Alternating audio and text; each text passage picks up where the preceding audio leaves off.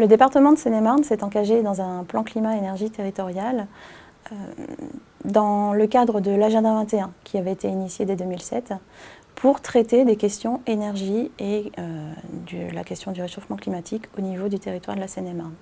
Donc le plan climat constitue le volet énergie-climat de l'Agenda 21. Il a été lancé dès 2008, avant l'obligation qui nous en a été faite ensuite par les lois Grenelle. Et il a fait d'abord l'objet d'un diagnostic qui a été adopté en 2009 et ensuite d'une stratégie sous forme de programme cadre qui a été adopté en assemblée départementale en 2010. Ce programme cadre a été structuré autour de 7 axes stratégiques qui conditionnent en fait l'organisation de ce plan climat. D'abord, pour traiter le volet institutionnel, c'est-à-dire toutes les émissions de gaz à effet de serre qui sont liées à notre administration départementale. Ensuite, pour traiter le volet des politiques publiques, puisque le département agit en matière d'habitat, de déplacement, et donc le plan climat a à cœur de travailler sur ces politiques-là.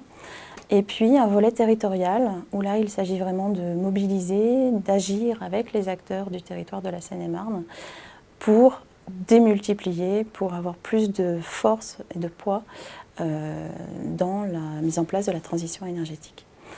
De ce fait, 2 démarches ont été impulsées au niveau du département pour agir avec les Seine-et-Marnais. Une démarche de mobilisation territoriale pour la transition énergie-climat, qu'on appelle MOTEC, qui s'inscrit dans le cadre de nos politiques contractuelles, et le Club Climat Énergie 77, qui est une plateforme d'échange avec les acteurs seine-et-marnais.